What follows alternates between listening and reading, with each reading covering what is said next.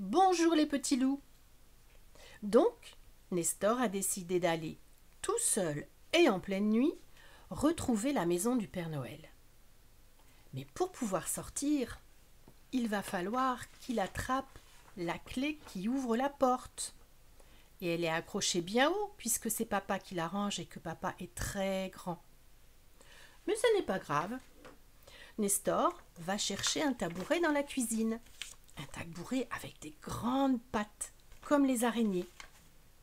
Ah!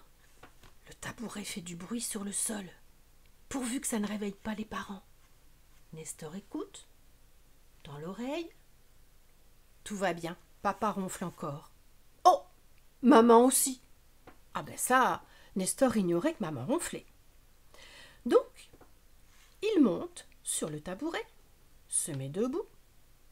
Il a un peu peur. C'est haut tout de même. Et il attrape la clé qui va ouvrir la porte sur l'aventure. Il sait comment on fait, il a déjà vu papa. Il met la clé dans la serrure, la tourne du côté du porte-manteau. Ça y est, c'est fait. Nestor peut sortir.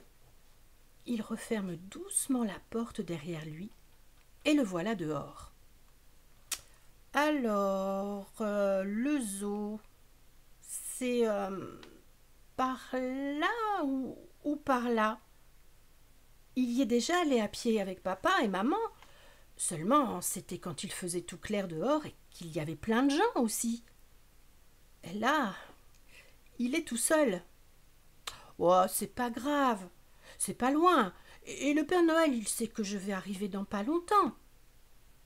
Nestor se met en route, persuadé de voir apparaître le zoo au coin de la prochaine rue. Il se souvient, il y avait un marchand de bonbons à côté de l'entrée. Il suffit de trouver le magasin. Nestor marche, et soudain se pose des questions. C'est vrai quoi, ça fait longtemps qu'il marche. Et toujours pas de magasin de bonbons. Et s'il s'était trompé de chemin? Et puis, il n'y a personne pour l'aider. Oh, si seulement Achille était avec lui. Il sent qu'il va pleurer. Non, je suis grand, j'ai pas peur, je pleure pas. Achille, il pleurerait pas, lui. Il aperçoit enfin une maison éclairée. Ça y est, chic! C'est le magasin de bonbons, il en est sûr. Nestor se précipite et court vers la maison. Il se rapproche et... Oh, c'est pas ça. Ce n'est pas le magasin. C'est une maison avec des gens dedans, comme chez papa et maman. Alors il se retourne, regarde à droite, regarde à gauche, se retourne à nouveau. Il est perdu. Il a peur. Maman, viens me chercher, s'il te plaît. Mais maman ne vient pas. Le petit garçon se dit que jamais il ne verra les reines du Père Noël, que jamais il ne va retrouver ses parents. Il a froid maintenant et oh mince, il n'y a plus de lumière dans la maison. Ils sont partis faire dodo, se dit-il. Puis il pense. Au fait, Madame la Lune, elle reste pas accrochée tout le temps dans le ciel. Bientôt, Monsieur le Soleil va venir à sa place.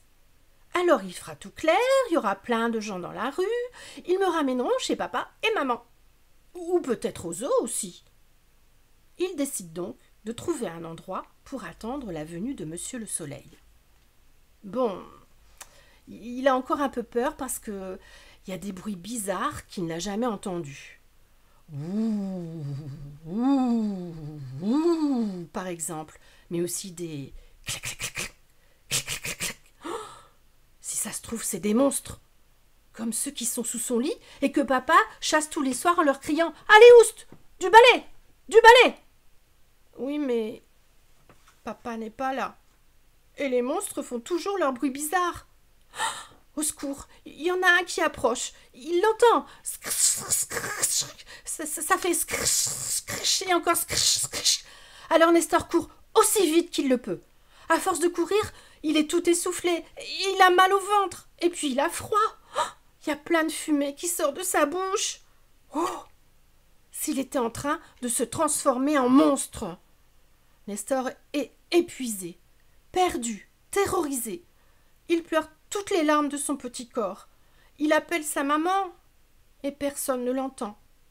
Personne? Pourtant, quelqu'un s'approche. Le petit garçon est si frigorifié et apeuré qu'il ne peut absolument pas bouger et reste planté sur le trottoir comme une statue. Et le quelqu'un s'approche encore et encore. Et là, Nestor oublie qu'il a froid, qu'il est perdu et qu'il a peur. Mais qui donc va-t-il rencontrer? À demain!